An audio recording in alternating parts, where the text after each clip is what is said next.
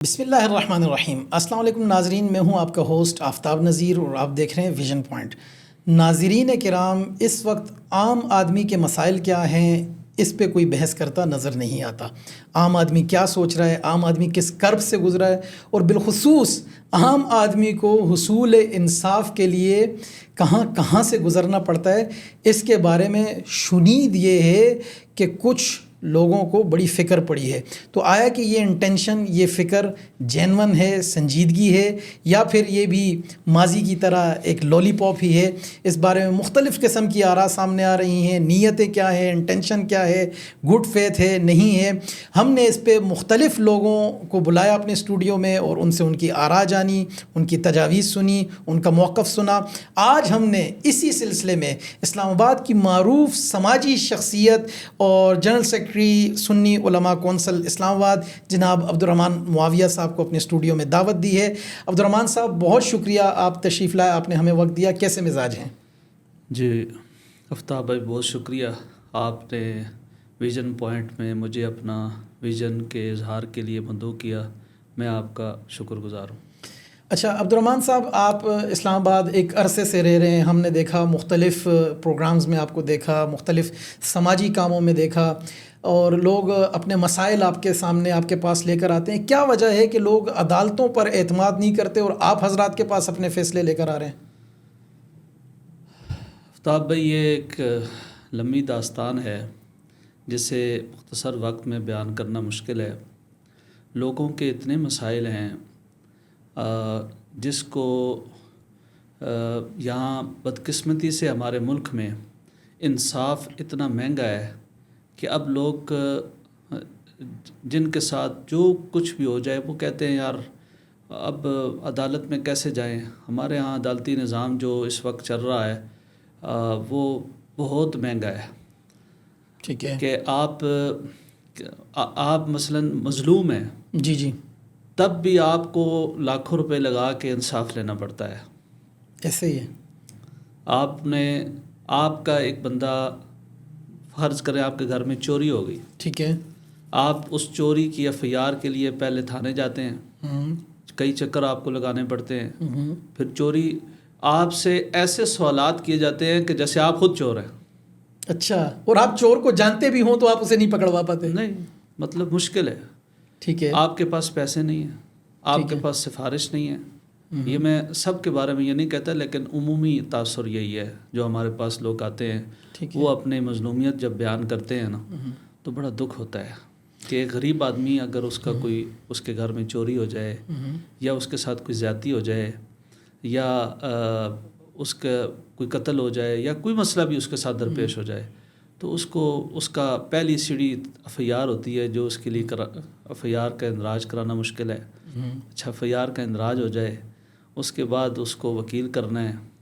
آج کل آپ دیکھ لیں جو معیشت کی صورتحال ہے، اس میں ایک آدمی انصاف کے لیے کتنے پیسے لگائے گا؟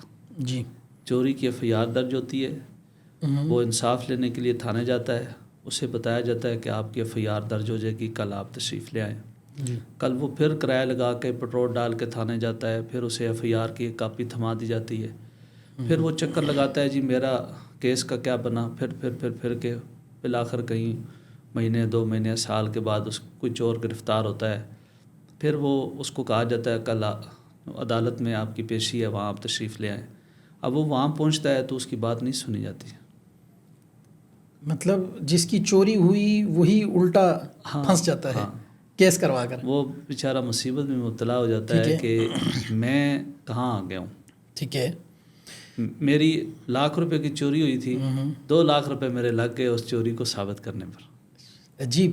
عبدالرحمن صاحب، ہمارے پاس کل یہیں اسٹوڈیو میں ایک عالم علامہ صاحب تشریف لائے تھے، دیشانی صاحب، تو انہوں نے فگرز دیے کہ تقریباً کوئی 22 لاکھ کے قریب مقدمات پینڈنگز ہیں جو پڑے ہوئے ہیں۔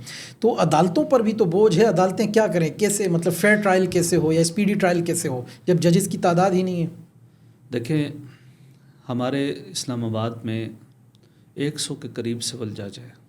اچھا، چھوٹا سا شہر ہے، جی، اس کے 22 تھانے، ٹھیک ہے، اور ایک چھوٹا سا شہر ہے، اس کے اندر آپ سول جج کی تعداد دیکھ لیں، اتنی زیادہ ہے.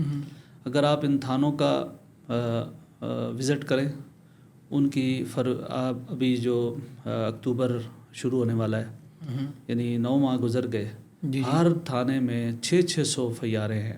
اچھا، ہمارے پاس تو ڈی آئی جی آپریشن صاحب علی رضا صاحب تشریف لائے، تو وہ کہنے لگے یہیں اسی کرسی پہ آپ کی بیٹھ کے انہوں نے فرمایا کہ 50% ڈکریز ہوا ہے، مطلب کرائم کی ریشو میں 50% کمی واقع ہوئی ہے. تو کیا آپ سمجھتے ہیں کہ میں آپ کو اس کی وجہ پہلے بتا چکا ہوں. اب کسی کا کرائم، کسی کے ہاتھ چوری ہوتی ہے یا کسی کے ساتھ کوئی زیادتی ہوتی ہے، لوگ جاتے ہی نہیں ہیں.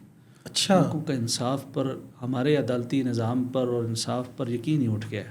اچھا، ہاں، تو بڑی الارمنگ سچویشن نہیں ہے کہ لوگوں کا عدالتوں پر سے اعتماد ہی اٹھ گیا، جبکہ ہم پڑوس میں دیکھتے ہیں ہندوستان میں چاہے کوئی کچھ بھی ہے، وہ صرف اتنی دھمکی اگر کسی کو لگا دے کہ میں تمہارے خلاف کورٹ میں جاؤں گا، تو وہاں کے بڑے مشہور سیلیبریٹی ہیں سلمان خان صاحب کے، ان کے لیے نریندر مودی صاحب جیسی شخصیت جو وزیر اعظم ہیں ہندوستان کے، وہ بھی کھڑے ہو کے ملتے ہیں. لیکن ایک کیس کے اندر انہیں اندر جانا پڑتا ہے، جیل جانا پڑتا ہے. سنجے دت کو جیل جانا پڑتا ہے، منسٹرز کو جیل جانا پڑتا ہے، سیلیبریٹیز کو جیل جانا پڑتا ہے. تو پاکستان میں قانون کا ایسا خوف کیوں نہیں ہے؟ سر، ہمارے ملک میں لوگ خوش ہوتے ہیں کہ اس کے اوپر ایف آئی آر ہو جائے.